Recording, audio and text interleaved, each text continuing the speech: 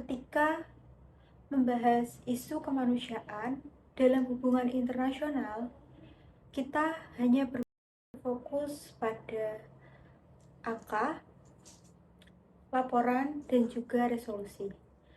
Padahal di balik itu ada wilayah di mana manusianya mengalami krisis kemanusiaan setiap harinya.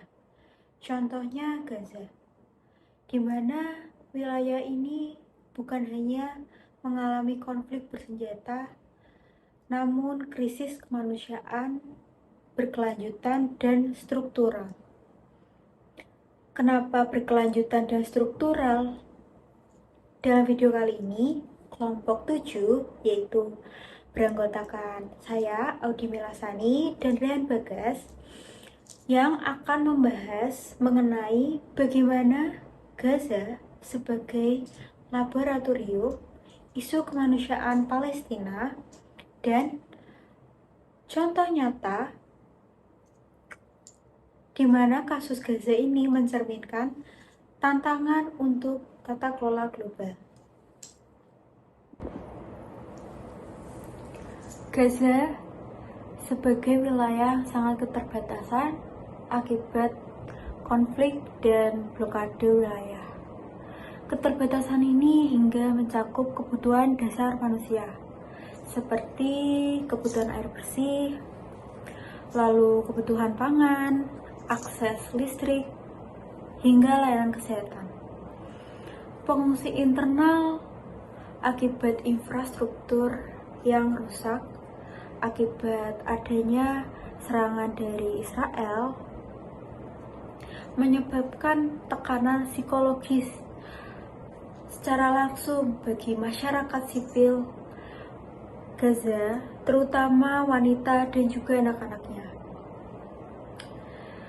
Dalam hal ini terlihat bahwasanya konflik Gaza ini, kasus Gaza ini sebagai tantangan tata kelola global yang belum stabil dan terpengaruh oleh geopolitik dan ekonomi suatu negara atau wilayah tertentu.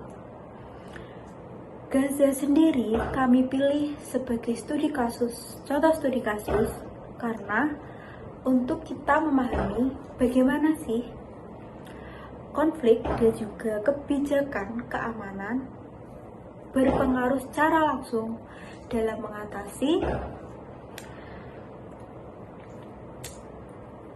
memenuhi hak asasi manusia. Walaupun organisasi internasional seperti PBB telah membuat norma kemanusiaan dan program seperti SDGs, namun implementasinya tetap bergantung pada geopolitik negara atau wilayah tertentu. Nah, untuk membuat tata kelola global yang berorientasi pada manusia, kita perlu melakukan mungkin satu hal kecil seperti tidak mendukung produk dari Israel, ataupun untuk Indonesia tidak membeli barang-barang ataupun senjata militer dari Israel. Itu sudah membantu Gaza dan memperbaiki tata kelola global yang berorientasi ke manusia untuk Gaza sendiri. Di sini terlihat kasus Gaza bukan hanya sekedar tanggung jawab negara ataupun wilayah regional, namun sudah menjadi tanggung jawab global. Pasukan Israel membuka zona pembantaian di jalur Gaza. Zona ini merujuk pada wilayah yang diratakan sepenuhnya di sepanjang perbatasan jalur Gaza. Mantan tentara Israel memberikan kesaksiannya mengenai zona pembantaian yang dimuat dalam laporan kelompok hak asasi manusia Breaking the Silence. Menurut laporan tersebut, IDF telah meratakan lahan pertanian dan menghancurkan seluruh distrik permukiman di pinggiran Gaza. Setiap hari ada pembantaian terhadap orang Palestina di Gaza. Puluhan, bahkan mungkin ratusan ribu nyawa udah melayang. Hampir semua rumah sakit di Gaza udah rata sama tanah dan seluruh kampus rusak. Tapi kenapa? Kenapa meski udah berlangsung selama puluhan tahun, serangan masih belum berhenti?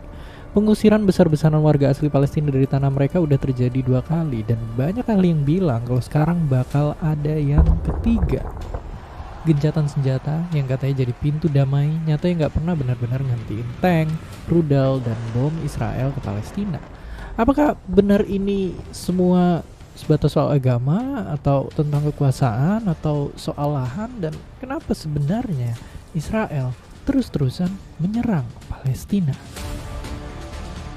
Laboratorium. Terus di laboratorium ini pihak Israel banyak bereksperimen dengan aplikasi. Misalnya perusahaan ini yang bikin aplikasi hacking super canggih yang bisa nyusup ke HP orang-orang Palestina, atau ada juga perusahaan yang bikin tentara Israel bisa patroli, motretin, dan nyetor biodata warga Palestina lewat satu aplikasi. Bahkan di sini ada semacam dalam tanda kutip sistem push rank buat banyak-banyakan setor biodata warga. Terus mereka juga bikin sistem kamera pengawas massal buat ngumpulin foto dan data pribadi setiap orang yang lewat.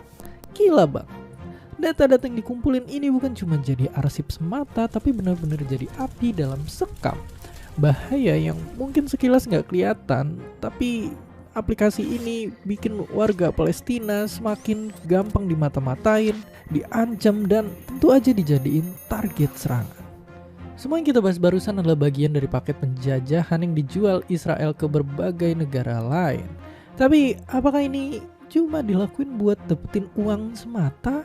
Biar bener-bener paham, kok bisa bakal wawancara langsung sama orang yang ngedalamin isu ini, Anthony Lowenstein.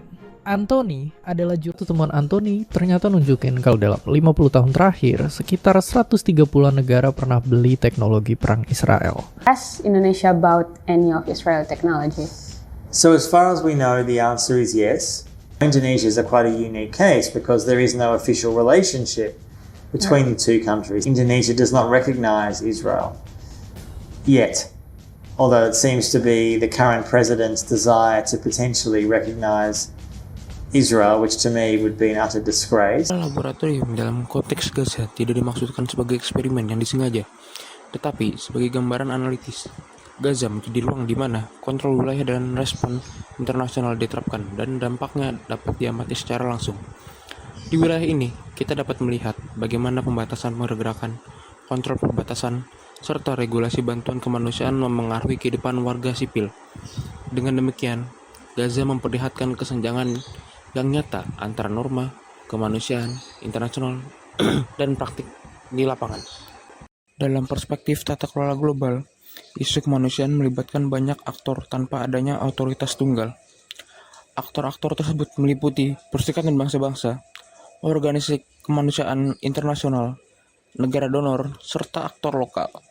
Namun, Gaza menunjukkan bahwa koordinasi antar aktor sering kali terhambat oleh kepentingan politik dan isu kedaulatan. Akses bantuan kemanusiaan tidak selalu ditentukan oleh kebutuhan warga sipil, tetapi juga oleh pertimbangan keamanan dan geopolitik. Hal ini menunjukkan bahwa tata kelola global dalam isu kemanusiaan masih menghadapi keterbatasan dalam memastikan perlindungan manusia secara efektif.